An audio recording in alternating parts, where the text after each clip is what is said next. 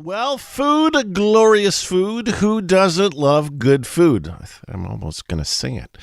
And who doesn't love street food? Good food, glorious food. Who doesn't love food? Love street food. There's just something about it that hits different. Well, people want more. The city's opposition is calling for the promotion of street food in Montreal, wanting it to be recognized as a cultural activity in its own right in the city's bylaws. By doing so, it would allow an increase in the number of food trucks during events and pop-ups. And it would also be supporting the Association des Restaurateurs, who represents some 100 street food trucks that need our support now more than ever. Stephanie Valenzuela is an opposition critic for diversity, is the opposition critic for diversity, and she joins us now. Stephanie, welcome to the show. Hi, David. Thank you so much for having me. So, Stephanie, this is a very interesting take. Why do we have to recognize food trucks as a cultural activity?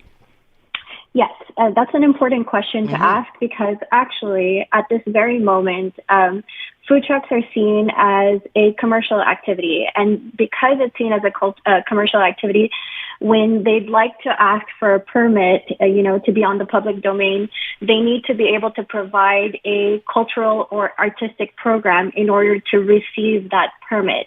So with this motion, by truly recognizing the food truck world and the food trucks as a cultural activity, we would be eliminating this restriction and allowing them to really pursue what their real goal is, which is really sharing their love of food and really promoting it to all Montrealers. Okay, so this is a legal distinction, right? Because that would mean if it's a cultural activity, it would be able to, the food trucks would be able to move more freely to conduct their activities more freely on the Montreal territory? Exactly. They would be able to more spontaneously be able to, organize an event and gather like a real pop-up. I'll give you a really quick example. In the coming days, we have the Filipino community will be celebrating the Filipino Independence Day. On this Sunday, the 11th, there is an event taking place at Mackenzie King Park in my borough.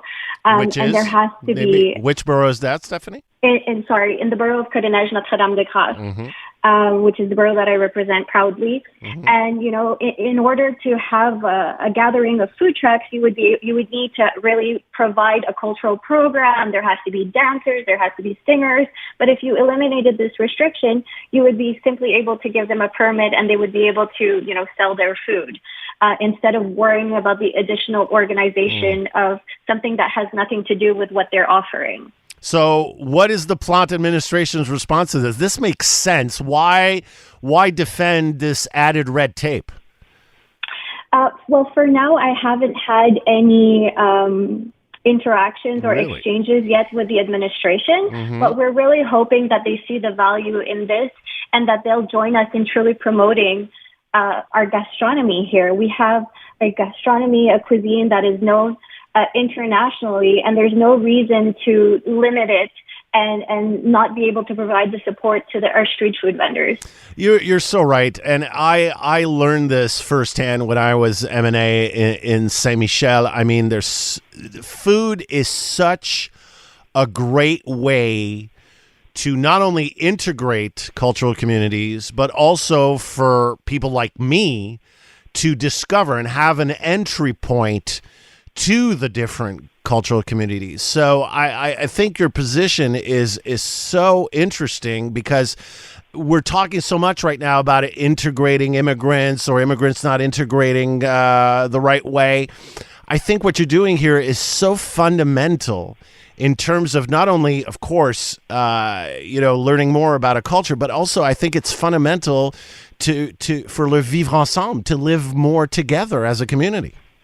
Yes, I 100% agree. And I'll give you a very quick and concrete example of, a food truck event that has been gathering people for over 10 years. You have the first Fridays, Les Premiers Vendredis, that takes place every first Friday at the Olympic Stadium.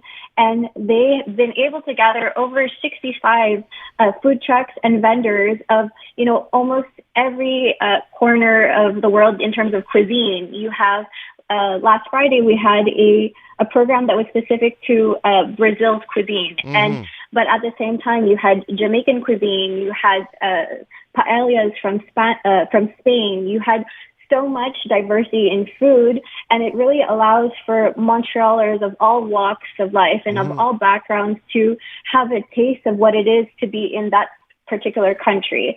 And it creates this beautiful synergy of we can all live together and we can all try each other's food and understand and respect one another without trying to take each other's space. There's enough space for everyone in the city and for food to try. Absolutely. I simply don't understand this resistance by the Montreal city bureaucracy. I remember when I was CEO of the Olympic Park back in 2011, it was illegal anywhere in the city. And so we had to fight to get the city to make it legal, but there's still so many restrictions. Do you even understand why there's so much red tape for these food trucks?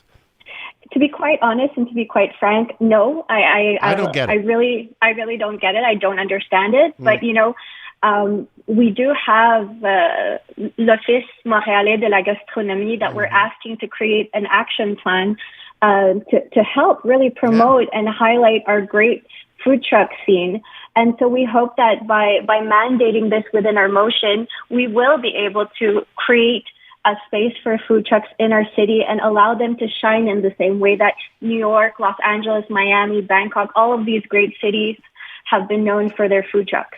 While I have you on, Stephanie, and since you're the opposition critic for diversity, I have to ask you about the way the city has handled this 311 info line and the website with Bill 96. I mean, how do you feel about this, the city, the way it's treating some of its citizens? To be quite frank, I understand that Bill 96 is a product of the provincial government. I understand that municipalities need to conform and adapt to the rules that have been implemented on us. However, as a representative of the borough of Côte-des-Neiges-Notre-Dame-des-Grâces, I myself, coming from a cultural community that is considered allophone, I am really disappointed. I'm disappointed, and I hope that this can be rectified and that we can get truly, adapted to the rules in a better way that allows for everyone to understand that they do have rights and that they should be served in the language that they understand. Stephanie, good luck with this motion. Keep us informed on how the city's reacting, but good on you for moving forward on this, and thank you for your time today. Thank you so much for having me. Have a great day. You too. Stephanie Valenzuela, opposition critic for diversity at City Hall.